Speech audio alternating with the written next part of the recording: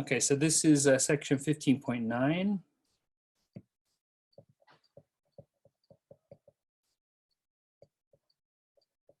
And it's a general discussion on change of coordinates.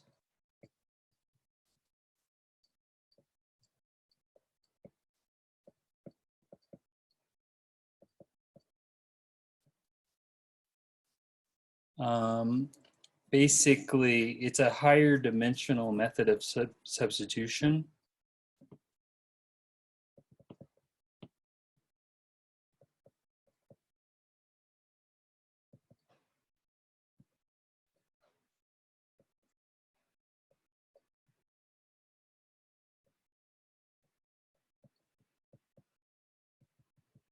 Okay.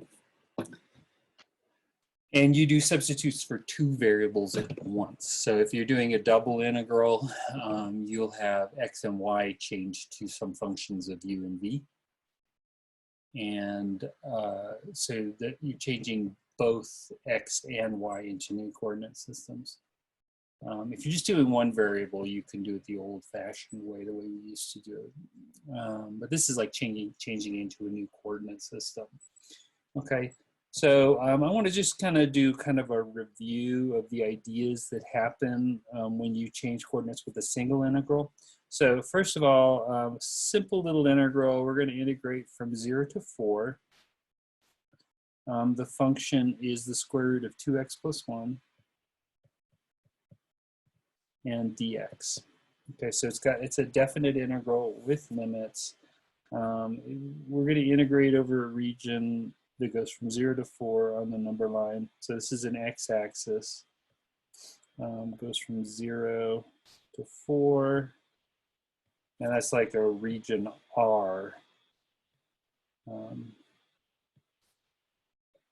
that you would integrate over for maybe like for a double integral or something like that.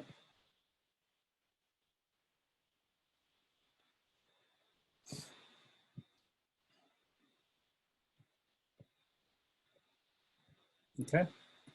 So I almost want to do it that way, like this. So I put an R here, but it's a single integral. Okay, so what do I mean? You know what I mean. So let's just do a quick little step by step here. This is the integral from 0 to 4 of the square root of 2x plus 1 dx. Do a change of variables. So here you'd say u is 2x plus 1. And so du is 2 dx, and 1/2 du is our dx. Okay. So then you're integrating just the square root of u. But then you have to put a 1/2 du in. Yeah. And then what are the limits on u? Well, if x is 0, u would be 2x plus 1. So that would be 1.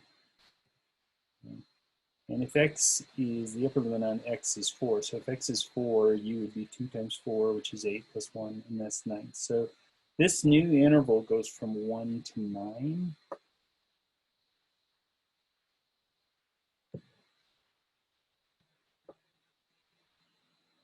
On a different coordinate system. I actually kind of want to make this much larger, so I'm going to squish down my substitution a bit to get it out of my way. There it goes. I just want this. I just want this to be twice as long as the other one. So.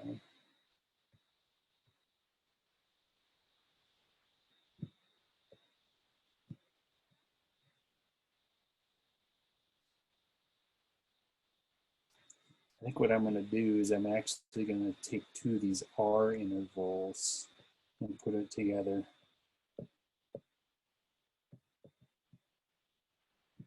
So that it's exactly the right length. And so here's one R, and then another one. Oops.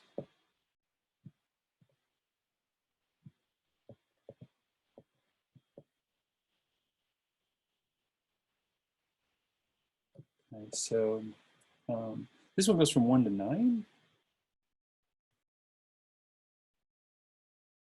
And this, we'll call this region S. Okay, but it's on a U coordinate system. So this is no longer X, this is U. And so the measure or the length of these regions is important. So here the length is 4.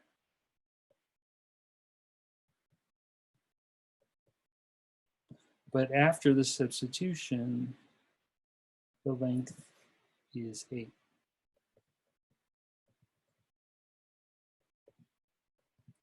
Okay. And generally speaking, if you double the length of an integral that you integrate over, that's going to double the value of the integral. So S is twice as long as R.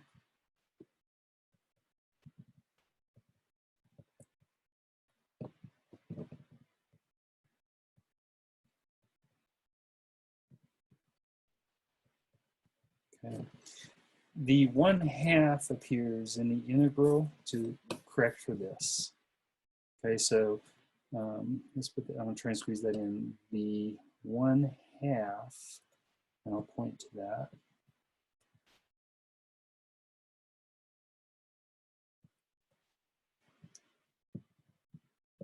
Appears in the integral.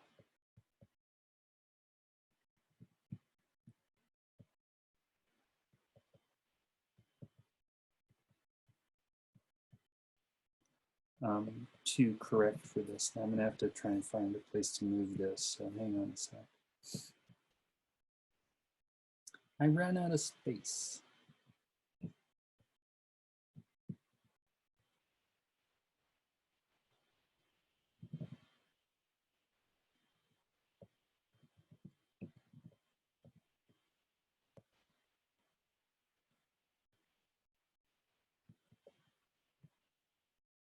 One half appears, it should say, in the integral to correct for this.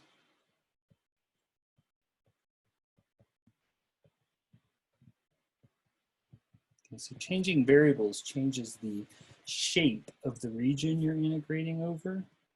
So this one, you just get the integral from, I'm just call it S now. So an integral over S of this new function square root of u with a 1/2 du. Leave the 1/2 in there. The 1/2 is called a Jacobian.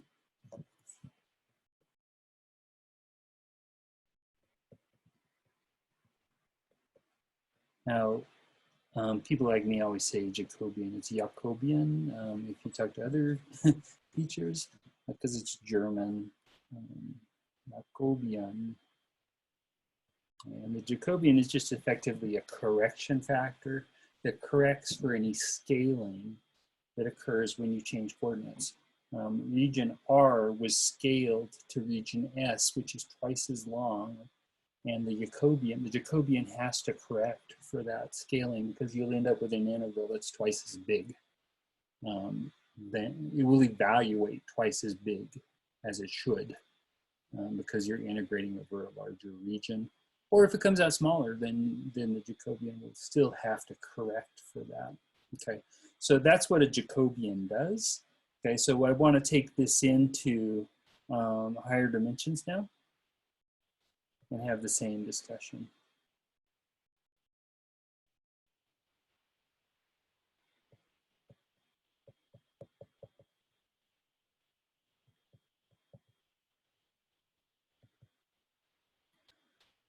It's probably best to look at differential regions. So let's begin by looking at the change in a differential area.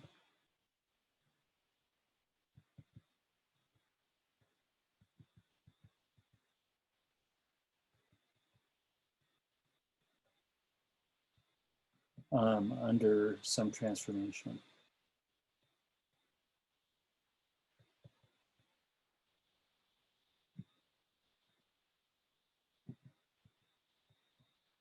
Now I say transformation, that's a really fancy way of saying change of coordinates.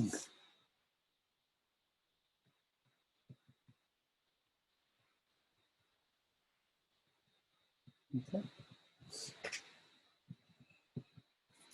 All right, so I want to begin in an XY plane.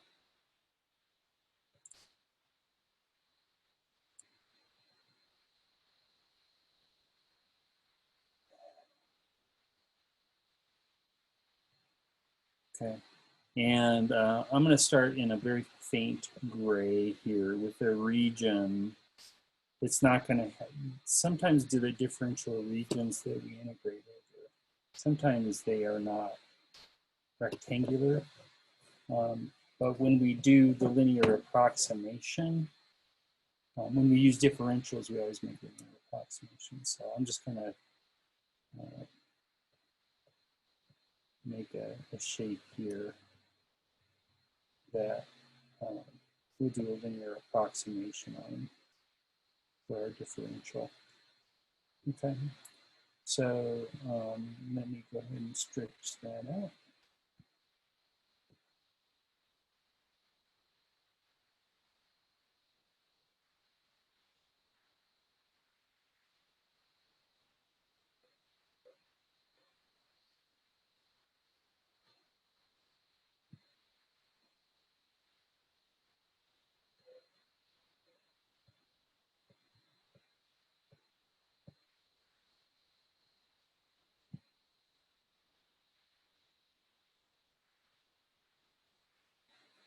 Okay, so the gray is just sort of a differential patch.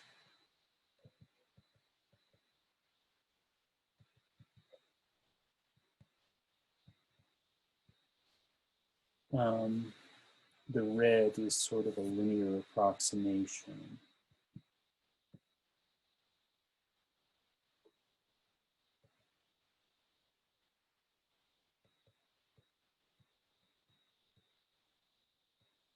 And as differentials go to zero, these become indistinguishable from each other. In the red, I'll just call that the area we'll call dA.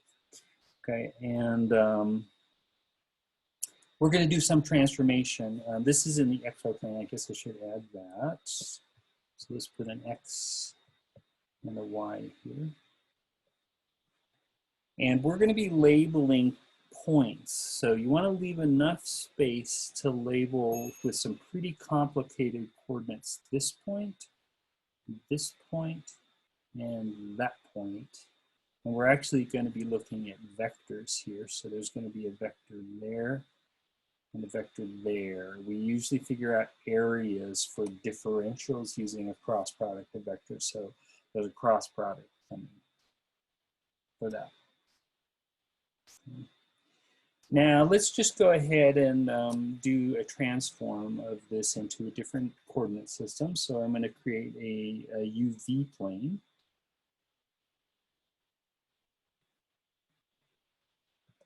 So that's U. And vertically, I guess we'll use V. And I'm just going to pretend that I have some transformation that goes from one coordinate to another coordinate system. And the transform of that differential region is just going to be a rectangle. And it doesn't have to be a rectangle, but I'm pretending it is.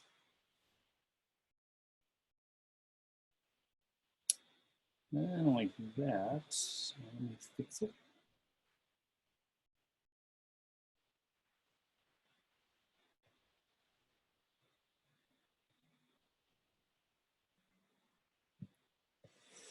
Okay, so we'll measure some distances here. And I'm just going to use, instead of delta U's, I'm going to use du, and delta V, I'll have dV. So this point right here, I'm going to call U0, comma V0, like that, okay? And this region here is going to have an area that's du dv. So du is the change in u. Okay, and dv is going to be the change in v here. Okay. The rest of this is just sort of labeling points. So the first point down on the right is going to be u0 plus du comma v. Okay. And then up on the left, I only need 3 points because I want to make 2 vectors out of this. I'm not going to worry about that 4th point. So up above, oh, and that should be a v0, pardon me. And up above, the u coordinate doesn't change, it's just u0, but then the v coordinate goes from v0 and it adds a v. So those are my 3 points. Okay, now as I said, there's going to be some transformation from one coordinate system to another, and just some rule for taking a uv coordinate and transforming it to an xy coordinate. So there has to be a transform rule.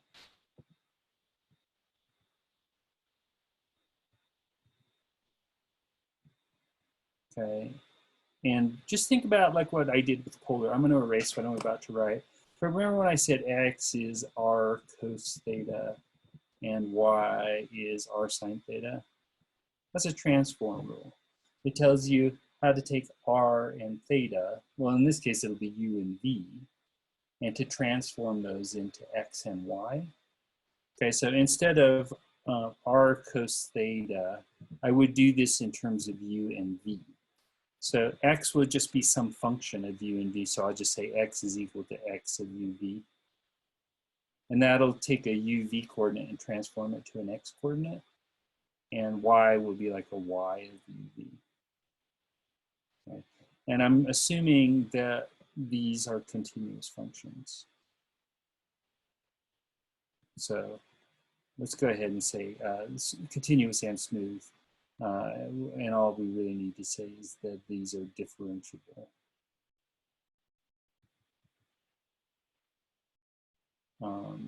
X of uv and y of uv. Okay.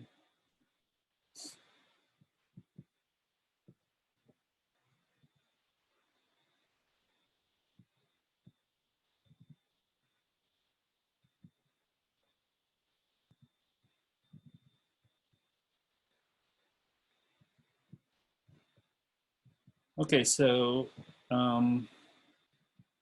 what we want to do is figure out a way, you know, we've got some rule for transforming x and y coordinates. That's not a big deal.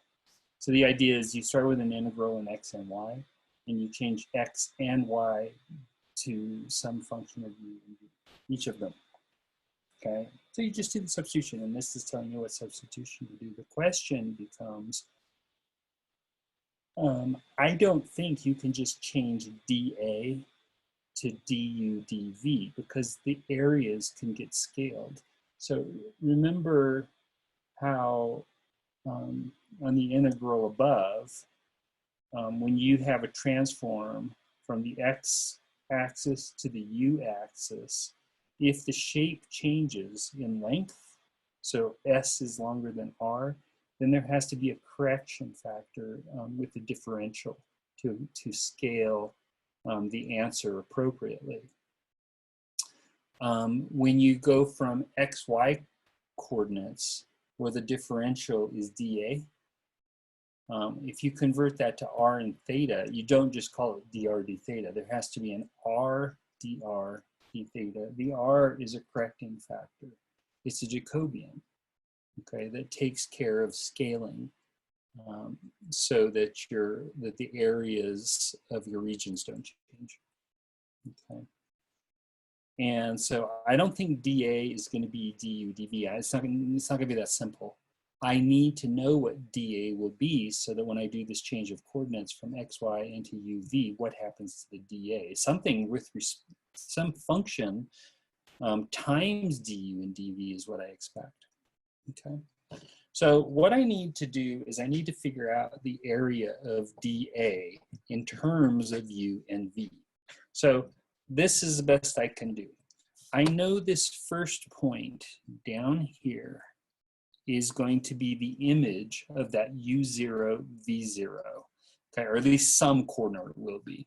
So I'm going to say that that point, if I express it in terms of u and v, it'll be x of u0, oops, u0, v0, comma, y of u0, v0. You see? Knowing that coordinate in terms of u and v, and the other coordinates in terms of u and v, will allow me to determine the area, dA, in terms of u and v. But I need the other 2 points. I can't do an area without a cross product between 2 vectors, and 2 vectors requires 3 points. Okay, so let's go ahead and squeeze in some other points here. So real quick, this point here, it will be the transform of either on the right, it'll either be this one on the lower right transformed, or it'll be the one in the upper left transformed. And basically the rule of thumb is that adjacent corners have to get transformed to adjacent corners.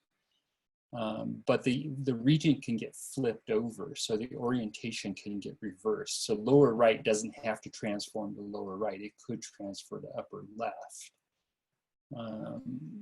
And that's determined by the sign of the Jacobian. When the Jacobian comes out negative, the thing's been turned over, and that's something I've mentioned to you guys a couple of times. Whenever you get a negative in a differential after a change of coordinates, that means the limits on the integral get switched. Same thing here, if the differential comes out negative, then the region will have been turned upside down and the orientations get reversed. Anyway, so that point, I'm just going to assume the orientations are preserved. So the point that I'm looking at on the right is u0 plus du, comma, v0. How does that transformed in x and y coordinates? Well, the x coordinate would be, and I'm going to move things a little bit to give myself some space.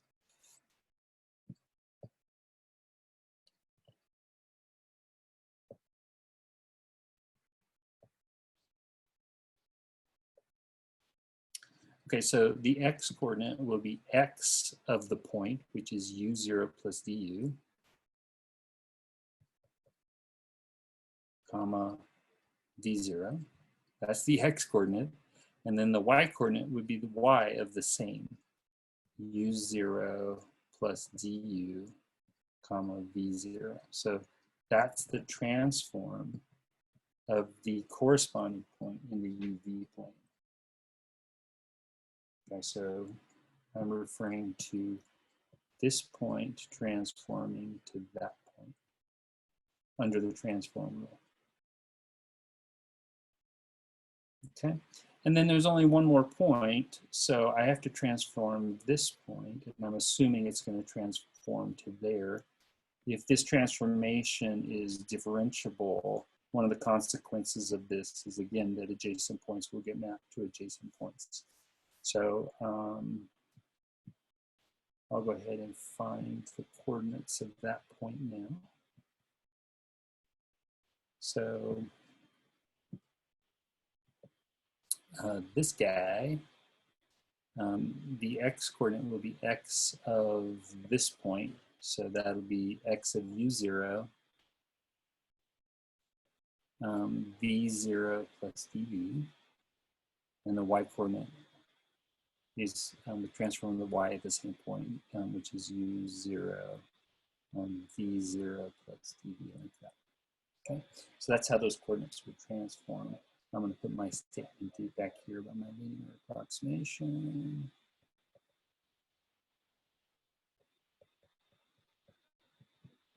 Okay. Now I just need to find some points, and then I'm going to take a cross product. Okay. So the first vector, let's say down on the lower right, I'll call this A. vector on the left I'll call B. And so then dA will just be the magnitude of A cross B. And that'll be in terms of U and V. Okay. So let's define A as being end point minus start point. So this will be the end point x coordinate is x of U0 plus du V0 minus the x coordinate of the start point, which would be minus x of U0 V0. Okay. So that's the difference of the x coordinates. Now you subtract the y coordinates. So it'll be the end minus the start, y of U0 plus du, comma, V0, minus y of U0, V0. Okay, so that's A, the vector.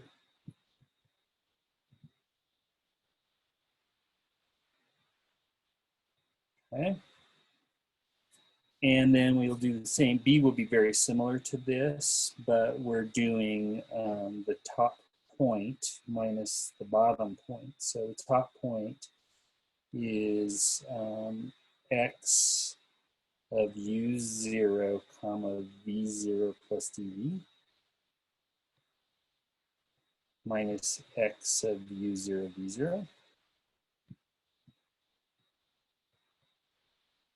Okay, and then the y coordinates, same thing, the difference of the y coordinates, y at U0, V0 plus dV minus y of U0, V0. Okay.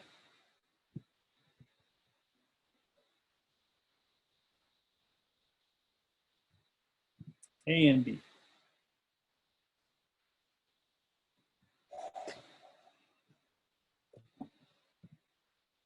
Okay, any questions? Now maybe over just down below somewhere, I want to do a little note.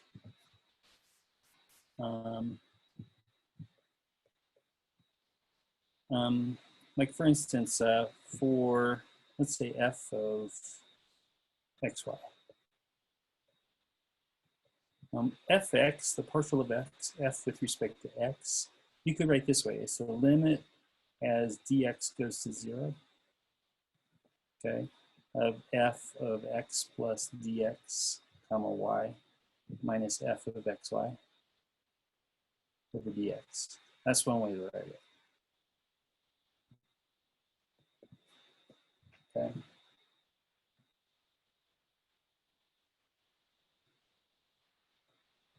And from that, you should note then, if dx is small,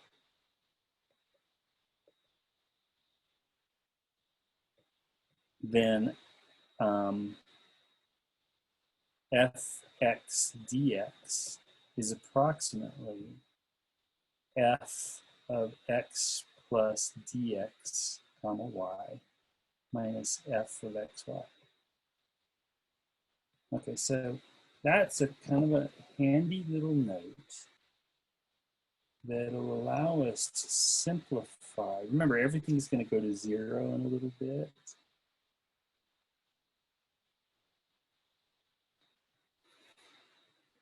It'll allow us to simplify A and B.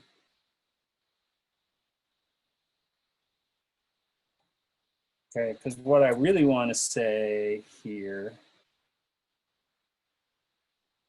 is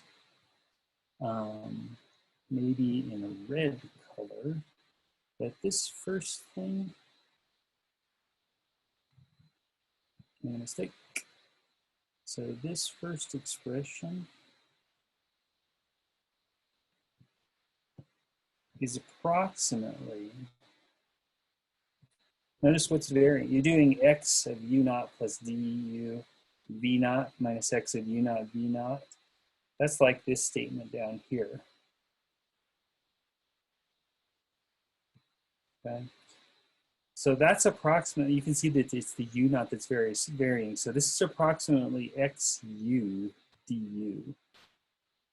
Okay. And the second one, these are just basically the numerators of partial derivatives. This one's approximately y u du. Down below, you can see v is varying. So this is x approximately xv dv, and the other is approximately yv dv.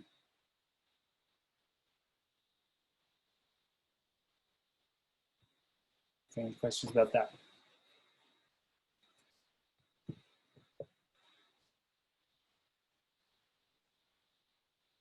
So that is to say, A is approximately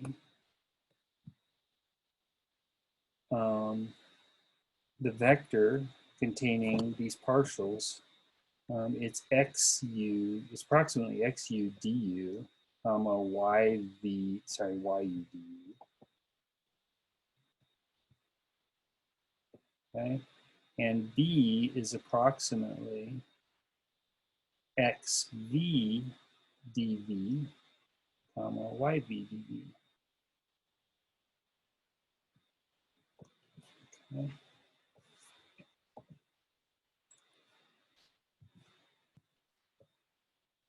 Okay, any questions here? And so then dA, remembers what we're trying to compute. dA is a differential area, so it's going to involve all these partial derivatives and differentials in u and v. This is great. Everything's going to be in u and v for my change of coordinates. So dA, what does it happen when I change to u and v? Well, it should be the area of this parallelogram, which is the magnitude of the cross product of A and B. Okay. So that's the magnitude of the determinant, where the components in the second row are xu du, yu du 0, then xv dv, yv dv 0, and of course in the top row are our basis vectors, unit vectors I, j, and k.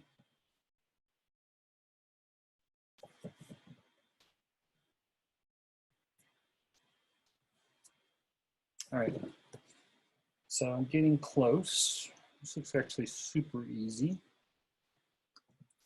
And you know that these are in the xy plane, so the cross product is going to be perpendicular to the xy plane, which is to say there's not going to be an x or y component. So without making this too tedious, I hope you'll see that this is going to be 0. It'll be 0 times I minus 0 times j. And then the k component, let's just say plus k times, I almost want to write this as a determinant still, but I'll go ahead and write it as xu y v du dv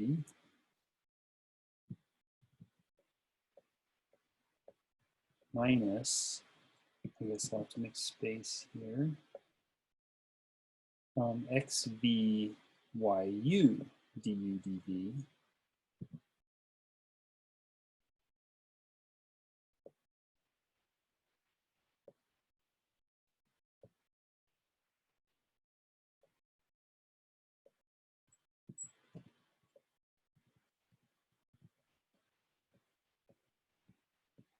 like that. And we would normally want to factor out the du and the dv. So, oh, and there's a vector magnitude outside of all this. So for a moment, let's just back up and put absolute value symbols around this whole monstrosity. Okay. So, and then I think I want to write this as a kind of an angle bracket vector 0, 0, And then how about x u y v minus x v y u, and then factor out the du dv. Okay. Now, that's just perpendicular to the xy plane. So this is just going to be the absolute value of the z coordinate. So we can just say, okay, this is a normal absolute value. We're going to say x u y v minus x v y u. That's a normal absolute value now. Maybe let me denote that. That's absolute value. Because the magnitude of a vector has to be positive, right? And then we'll put our du dv out here. Those are always positive. You don't need to worry about that. As long as your integral is set up right, the differentials are positive. Okay. So that's the Jacobian. All right, so we're going to give a little bit of notation here.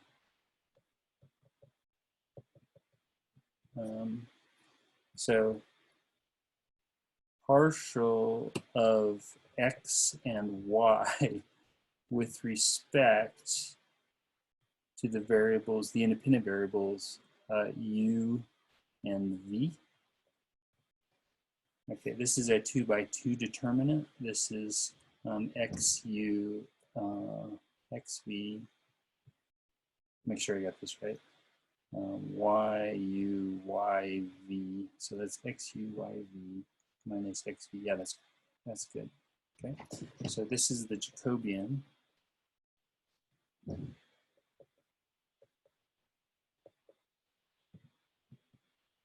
Again, you could say Jacobian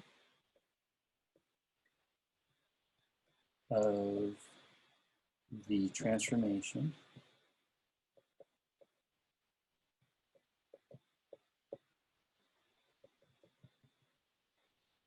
x equals x of uv and y equals y of uv. Okay. So that is not a magnitude up here. This is or absolute value. That's a determinant. So that could still be negative. Determinants are not magnitudes. They are not absolute values. They are an operation on a matrix with the same number of rows as columns. And so just one last, so let me box this off real quick.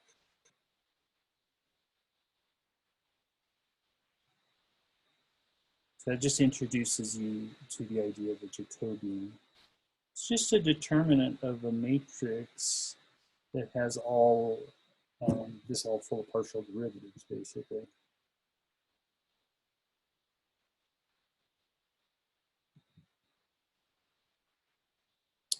Okay, so to step back, we would say, oh, okay, so this is the absolute value. Now I am bringing absolute value in of the Jacobian of the transformation on x and y into uv coordinates. Okay, so that's absolute value of the Jacobian, and then you can say du dv, and those can go in any order, the du and the dv. Okay, so that's dA.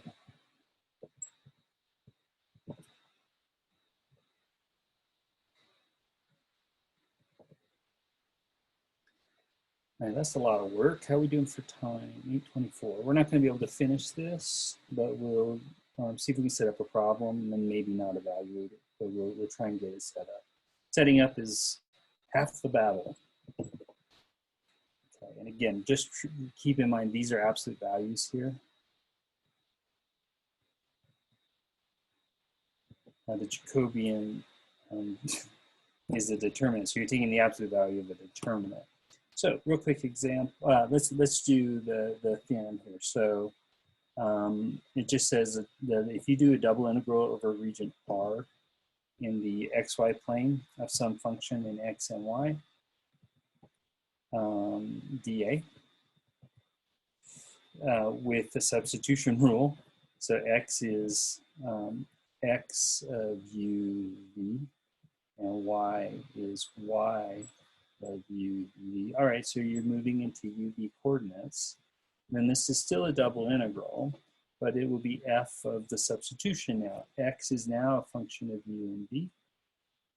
Y gets changed to a function of u and v. But dv has a Jacobian. Oops.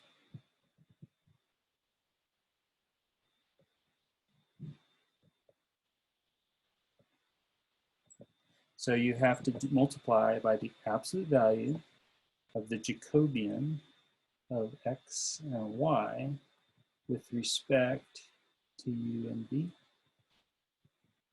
Okay. And then once it's all said and done, you're going to take the absolute value of that, which not loving that, but then you'll just do a du dv out here.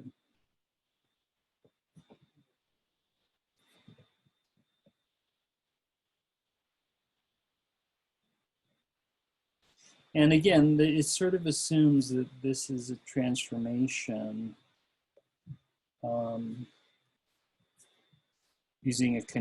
using functions that are differentiable over these regions that you're integrating over.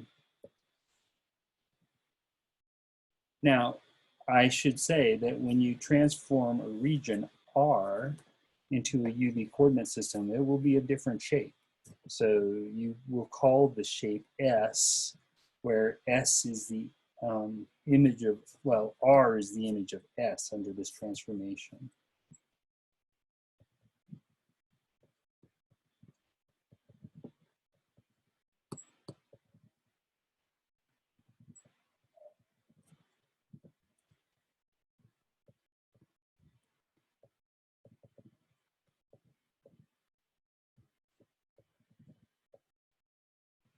Okay, so that's a lot of theory, but it boils down to just this statement. Okay. Now I'm looking to see if I've got a quick example.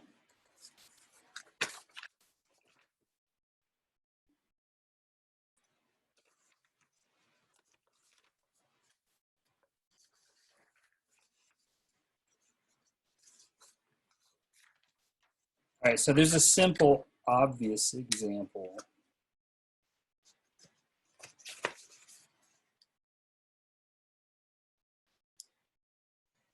And then a very much more involved example. So right now we're going to do a simple example, and then we'll do the harder example on Monday. Okay, so here we go. We're going to do double integral.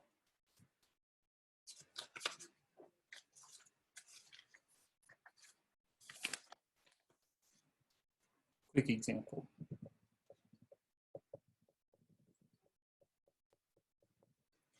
Okay, double integral of f of xy. And we'll do it over r dA.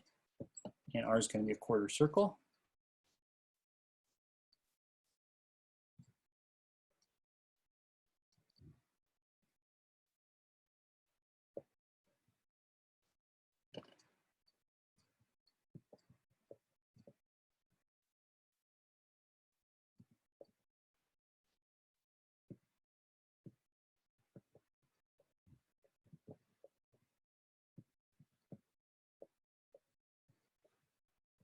And so this is going to just be x squared plus y squared equals 4. Okay, but just in the first quadrant.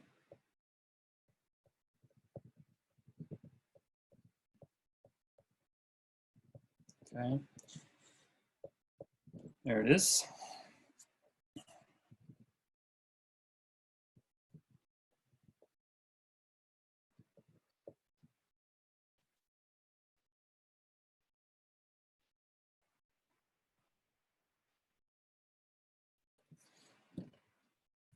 I don't see any questions out there. Okay, Now, I'm going to pretend like I don't know how to deal with polar coordinates. So what we're going to do is just blindly follow the rules. So here's a transform rule. Oops. Okay, I don't know anything about polar. I'm just going to say, okay, x is r cos theta. Somebody told me to do this substitution. Y is r sine theta. Okay. Great, so I know what to do with x and y. Those will go to r and theta, but what about dA? Well, the rule says that dA should be the absolute value of the Jacobian for the transform of x, y into r theta coordinates. Okay, so, and then that would be dr d theta. Okay, so that's my Jacobian now. Okay, now what is that? Well, this is the absolute value of a 2 by 2 determinant.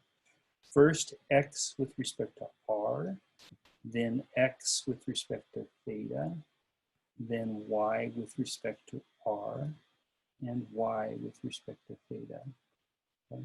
We'll take the 2 by 2 determinant of that, and then the absolute value of the result, and then multiply by dr and d theta. I think you know what that should turn out to be. dA with a polar coordinate transform comes out to be r dr d theta. So I'm expecting this to be r dr d theta. It doesn't look like that, but it better be. So here we go. This is the absolute value of the determinant. The derivative of x with respect to r is just cos theta. Okay. The derivative of x with respect to theta would be negative r sine theta. The derivative of y with respect to r is just sine theta. And the derivative of y with respect to theta is r cos theta.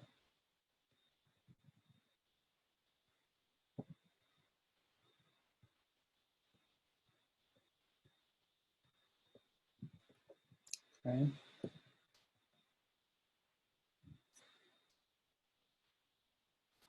Now, you can take the absolute value of the determinant. Now, the determinant is just going to be diagonal multiplication and subtraction.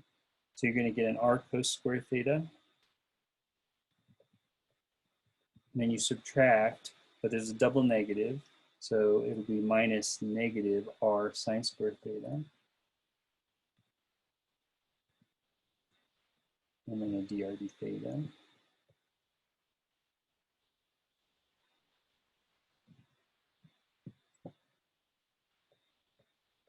And then hopefully you can see it now.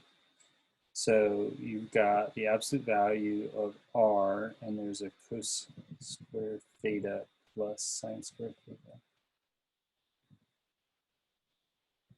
Okay. And then dr d theta. Okay.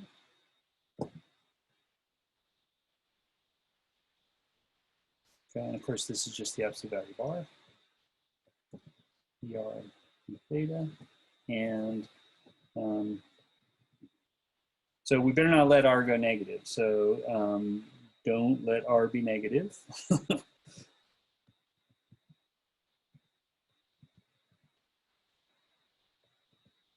So that means your limits, the smaller r, the smallest r should ever be is 0. And if you need to go to the back side of a curve, you don't make r negative. You add pi to your theta limit. Okay, so we don't let r be negative. So this is just r dr d theta, which is the standard differential for polar coordinates.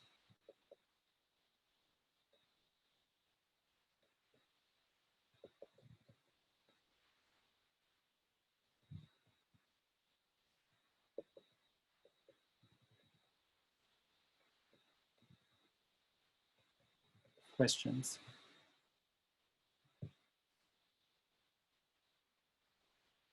Right, so it's 8:35. I'll go ahead and stop the recording.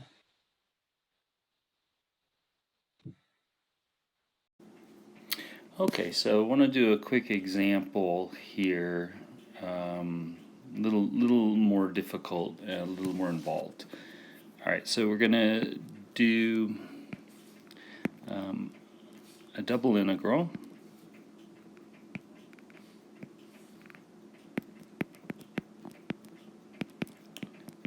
Functions 4x plus 8y.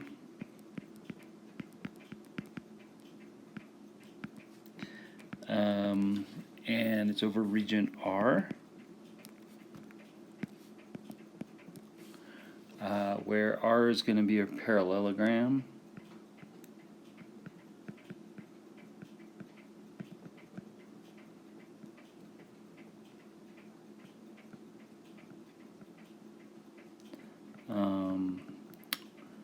With vertices. Okay, so they are -1, 3.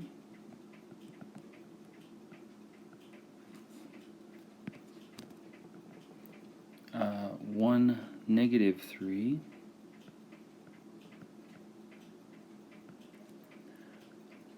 3, -1. And 1, 5. Okay? So real quick, let me get a graph of that. Okay, so here's a nice little graph of that region in the XY plane.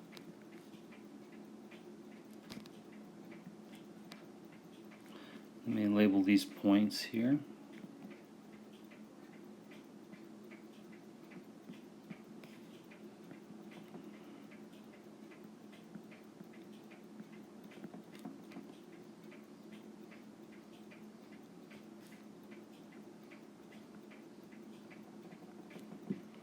Okay.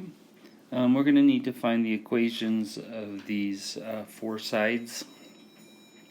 And I'm going to want to find the area of the region, and I have a kind of a tricky way to do that I'll show you in a sec.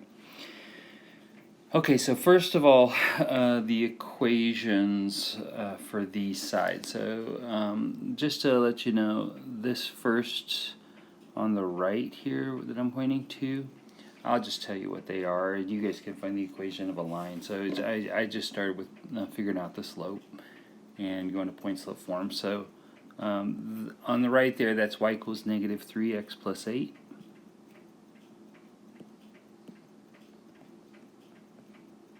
Okay. On the left, oops, that's y equals -3x. It goes through the origin.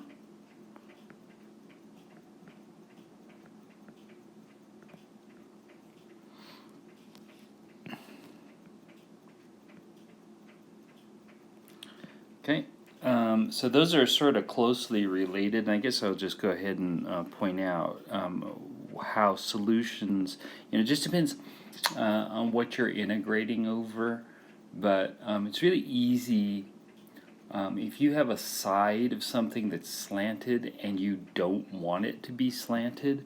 What you do is you just move the variables over to one side. It's really nice with parallelograms because you get parallel sides and they end up being really slick. But the opposite sides don't have to be parallel. But if you want to straighten one side out so that it's vertical in a different coordinate system, basically you just move the variables to one side. So on this first one, you'd say just 3x plus y is 8, and then just make that u. Okay, so say u is 3x plus y. So u is 8. So the transform sort of automatically defines itself into a UV plane. Okay, u is 8. Easy as it gets. Y equals -3x. Well, that's 3x plus y equals 0.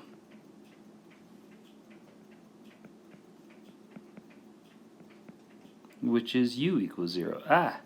So those are lower and upper limits for u. So now, and when I graph this in the UV plane, you'll have vertical sides. Okay, if u is the horizontal variable, those will be vertical sides.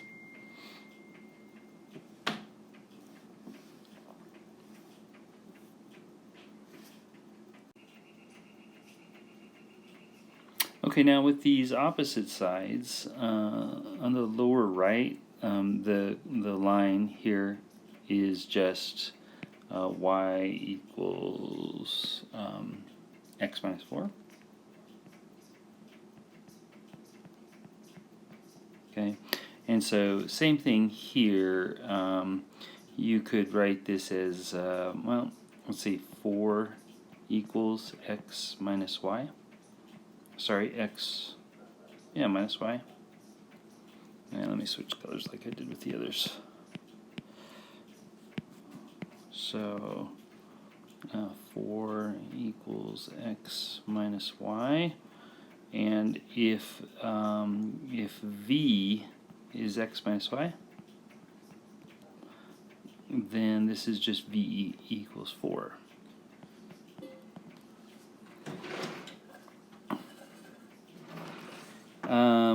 So that's if v is the vertical variable, then that's going to be a horizontal line when we transform that into the UV plane. So that's super cool. On the opposite side, you've got y equals x plus 4.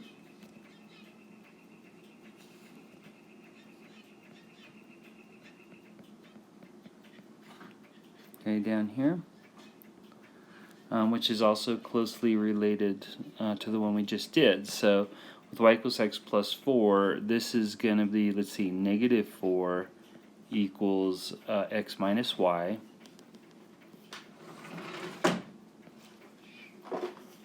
And, oops, x minus y.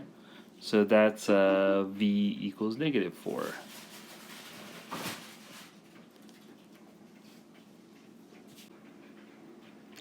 Okay, so let's go ahead and just draw this region that we've come up with, but in the UV coordinate system. Just real quick.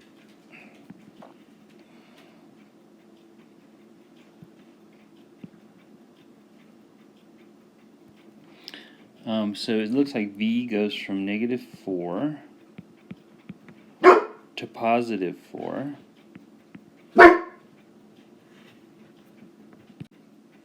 And u goes from 0 to 8. So let's see here.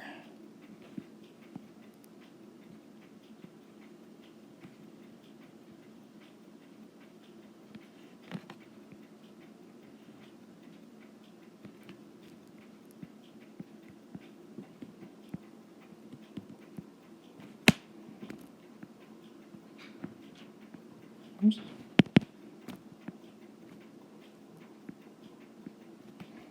Okay, so we'll call this region S.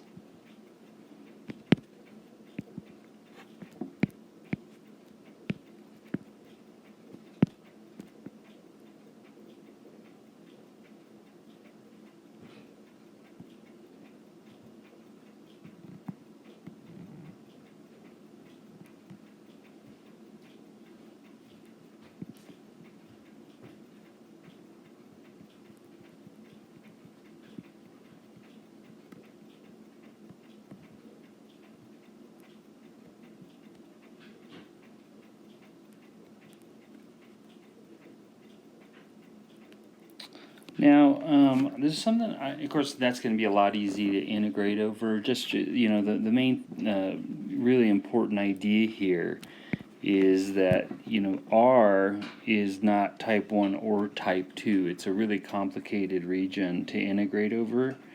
And type 1 meaning it's not vertically simple or horizontally simple. So it's not type 1 or type 2. where S is absolutely vertically simple and horizontally simple. So it totally makes sense to do this transformation.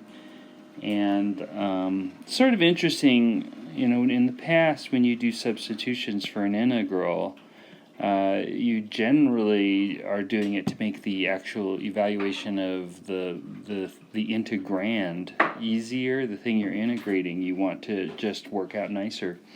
But here, I haven't even thought about the integrand. I'm entirely thinking about the region that I'm integrating over. And this transformation has made the problem a lot easier. So that's kind of a new thing. Okay, I want to take a second and just kind of point out the areas of these regions. So this will be easy in one case. The area of S, that's 8 by 8. That thing's a square. So this is 64. Okay, and the area of R is nothing so simple. You may know how to find areas of parallelograms the way I'm going to do, but mostly I've never seen people do this, and what I'm about to show you is actually a consequence of a theorem that's called Green's theorem that we'll cover later, and if I get a second I'll show you where this comes from, what I'm about to do. Where I learned this was from a guy that used to pour cement for sidewalks in Mexico. And they needed to calculate how much cement to order over complicated polygons. So this is sort of a complicated polygon. It's not that big of a deal, but let me just show you the trick. Okay, so we're doing the area of R, and it's this formula. I'm going to write something, it's a half times a thing that I'm going to write that sort of looks like a determinant, but determinants technically are supposed to have the same number of rows as columns. So this is a weird determinant, and mathematicians would probably scoff at what I'm doing.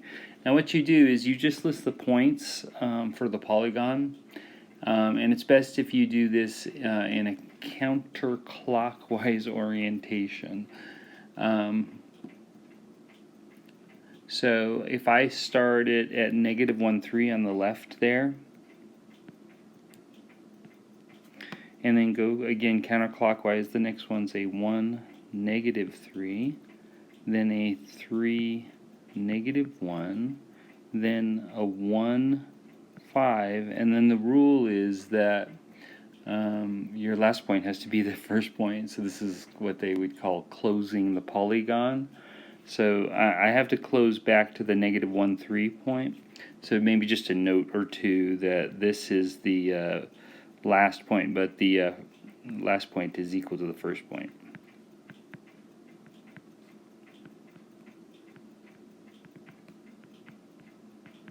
Okay, and that's just a list of points in counterclockwise orientation.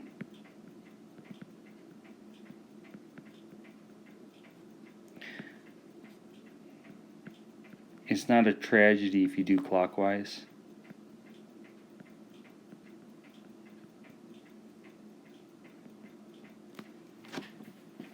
You'll come out negative if you do clockwise. So that's weird. And so what you do for this computation is you multiply diagonally, just like a determinant. So you would multiply downward.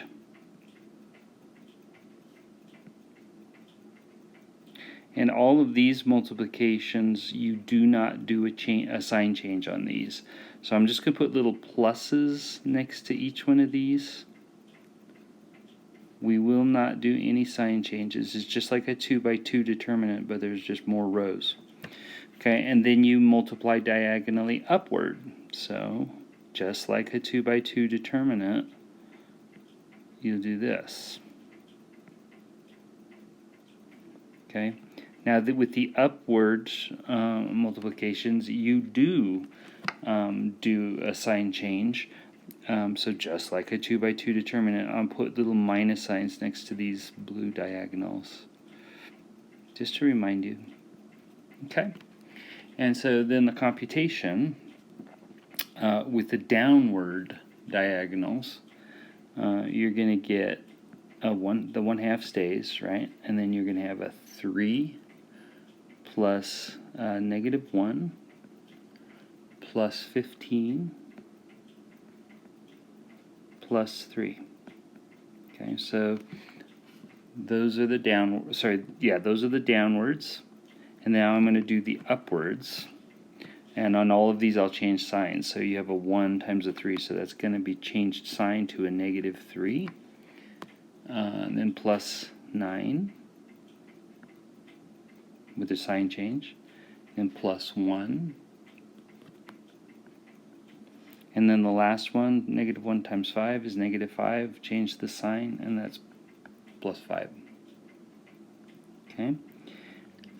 You do all the number crunching here, and this is just a 1/2 times 32. Okay, so the area is 16. And notice this is actually, so R is actually a lot smaller than S. Okay, so I think it's worth noting here, R is 1/4 the size of S, because the area of S is 64. Okay, so I guess I'll say S is 4 times bigger than R.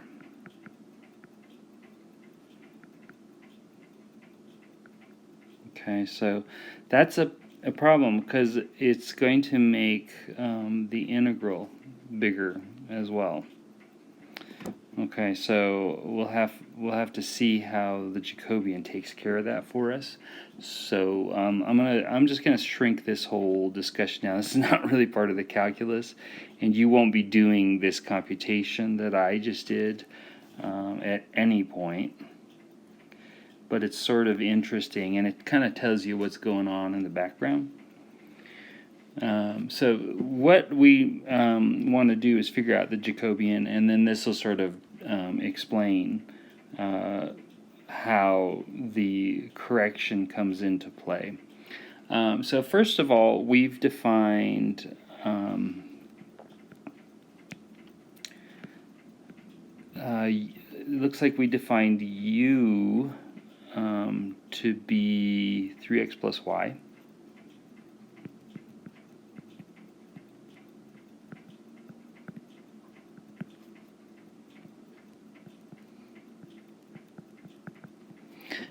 And v to be x minus y. Okay. And so now what we want to do is just maybe down below, I'll remind you of what the Jacobian is.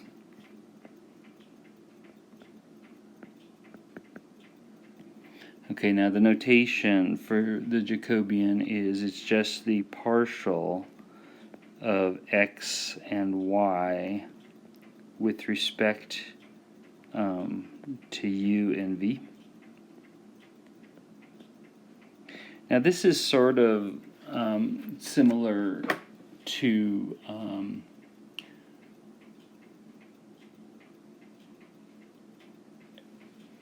the gradient vector, which is just a vector containing all the partial derivatives. Well, this is a matrix. This transform is actually called a vector field, where you're taking a vector input x, y, and you're returning a vector output u, v. So this transform actually has two functions, and both functions of two variables. So there's actually 4 partial derivatives altogether. So our Jacobian is this determinant xu, xv, yu, yv, like that. Okay, and tells you just need all the partial derivatives. Now it assumes that x is in terms of u and v, but if you look up above, I do not have x in terms of u and v. I've got u and v in terms of x and y. So we have to solve for x and y.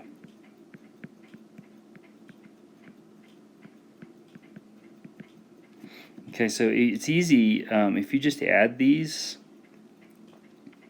the y's vanish, so you get u plus v is 4x. So simply enough, that says x is u plus v over 4.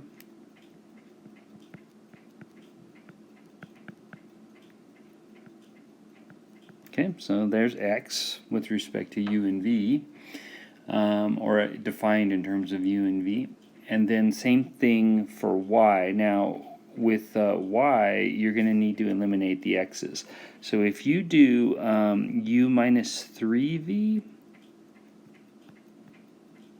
notice you'll have a 3x minus 3x, so that'll cancel. And so for the y's, you'll have y minus negative 3 times negative y, so that I think will be 4y. Okay, so that'll tell you then that y is u minus 3v over 4.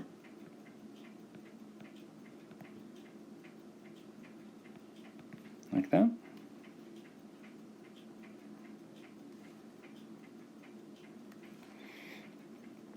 Okay, and so then all we need to do now is evaluate this Jacobian. Okay, so just noticing the definitions for x and y. Let me put x out a little farther so I can see this. Okay, so here's x, there's y, and let's do our transformation. So for the Jacobian, the derivative of x with respect to u is just a fourth. And same with v, with x with respect to v, it's a fourth. The derivative of y with respect to u is also a fourth, and the only curveball is the derivative of y with respect to v, where you get negative 3/4. Like that. Now we just do the same computation here as what I was demonstrating previously. We're multiplying diagonally.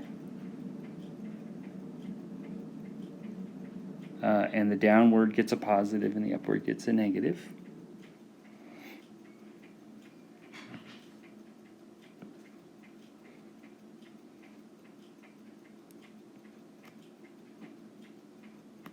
Okay.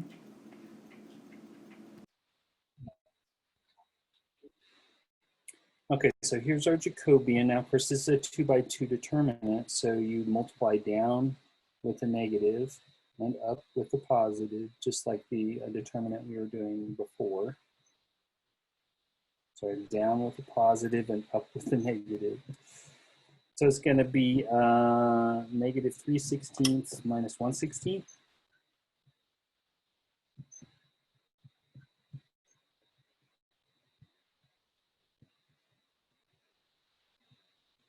Which is negative 4/16 or negative a fourth.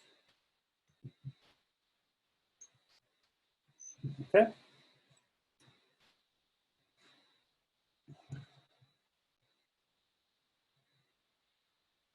And that's really the last word on this transformation.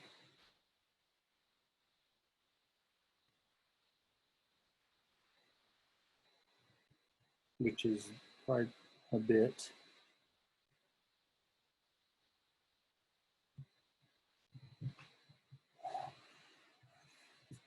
Okay, so now once you have all that, you're ready to do your integral. Let me bring down the theorem real quick here. So I'm going to slide back up and grab it real quick. It's this statement here.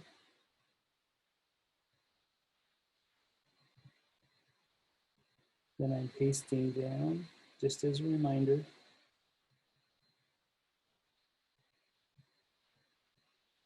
maybe there. Okay, is that good enough? So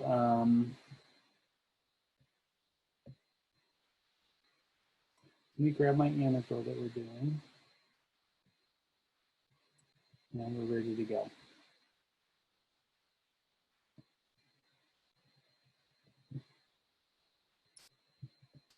All right, so we're integrating over R. If I do a change of coordinates using the rules I defined, remember that X is up above here. It's U plus V over 4. And Y is U minus 3V over 4. Okay. So I'm going to change this to 4x. So that's 4 times U plus V over 4. I like the way the 4's cancel. And then plus 8y, so plus 8. Y is U minus 3V over 4. Okay. And then this is going to be du dv or dv du. We can put it in either order, it doesn't matter. And then maybe we would decide, it's just over a straight rectangle, so it just doesn't matter. But before I put limits on this, I'm just going to say it's over S. And remind you, oh, there's a mistake. That there needs to be a Jacobian in here. So the theorem, don't forget, has this part that I just circled. So the Jacobian, I'll just use the notation, and it's the absolute value of the Jacobian. So here, we put in the absolute value of the partial of x and y with respect to u and v. And just as a reminder, that's the absolute value. This is not another determinant, okay? And then I'll put my dv du.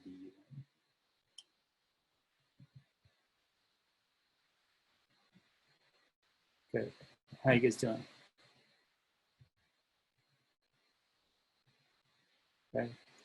And then the quick reminder that the area of R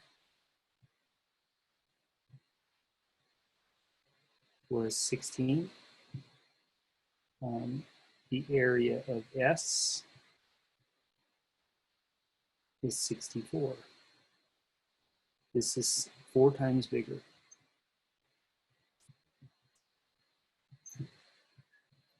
And that is going to affect the integral. You're integrating over something that's bigger. You're adding up over the area. And if the area is 4 times bigger, it seems like the integral could come out 4 times bigger as well. Don't forget, this thing right here is a scaling factor.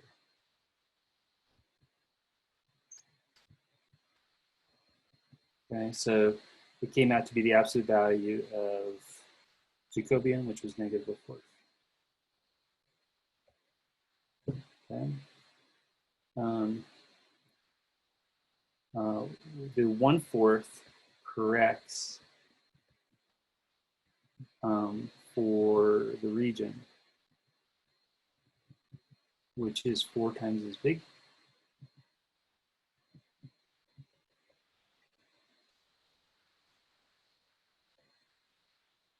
Okay. The negative appears when the region gets turned upside down. And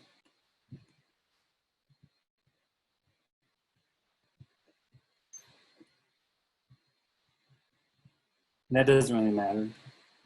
I'm just letting you know there's something else going on here.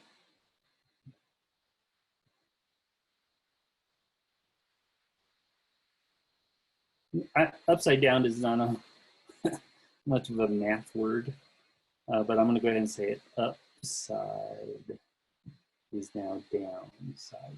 Okay. So the way mathy types would say this is that the orientation of the region got flipped or reversed.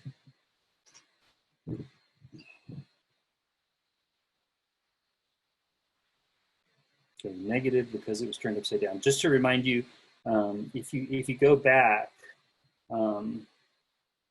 v equals 4. I'm just kind of remind you this here with my stylus here. V equals 4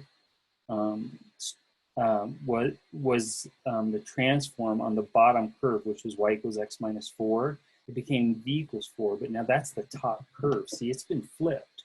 What was the bottom became the top here, and what was the top became the bottom down here. So that just shows you that reversing of orientation is the reason why the thing got flipped. I probably could have set up the transformation so that it wouldn't have been flipped, but I'm not sure. I have to think about that a little bit. Doesn't matter. The Jacobian takes care of all this, and in the end, you take the absolute value of the Jacobian because it doesn't really matter if it's flipped as long as you set your limits up right on the integral. Okay, so which is to say, you know, and so we get 4, the 4's cancel, so you just get a u plus v. And then the next one, you get a plus a 2 times u minus 3v because the 4 goes into v 2 times. U minus 3v. And again, I'll do dv du. Now remember, if you think about it, oops. I'm going to do it this way. So what if we hadn't put the absolute values in? Then the Jacobian would just be a negative 1/4. Okay. But then if you don't use the absolute values, then you have to say that v goes from 4 to negative 4. Now, does that make sense? On the bottom of the original region, that's where the bottom was, where v was 4. And the top is where v is negative 4. That's kind of haywire and reversed. But that's why the limits would have to be reversed. Now, we don't set up integrals like that. It's got to go from negative 4 to positive 4. Oops, here we go.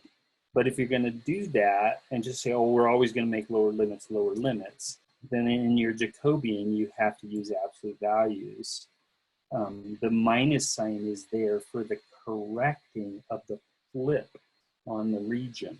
If you're not going to respect that in your integral limits, then you have to take the absolute value of the Jacobian. Don't forget you went, I think, from 0 to 8. Is that right? Yeah. That's it. So it's not a big deal. It's just a little bit of busy work now. So let's just pound this out real quick.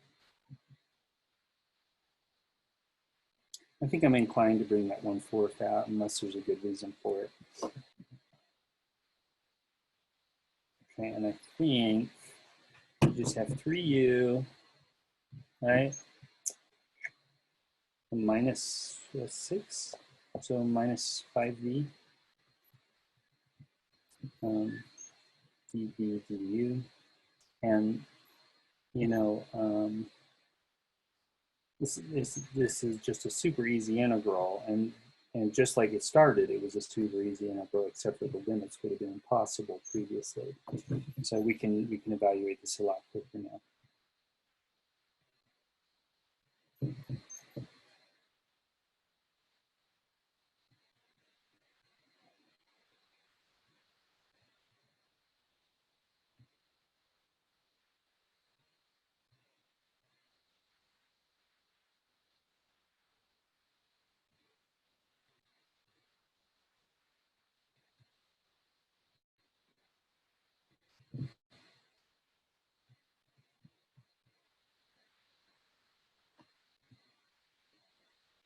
Is that part go to 0 here?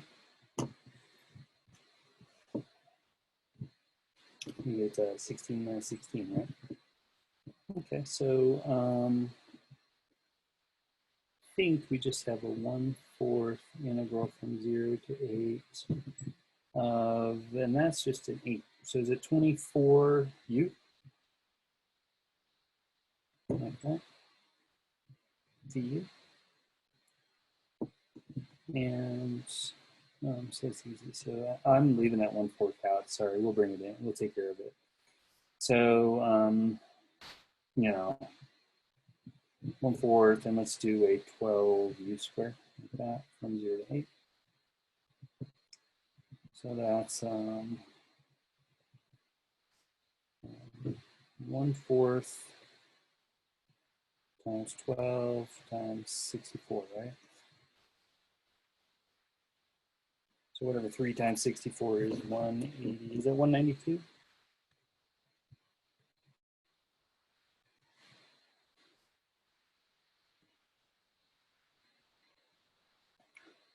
Okay.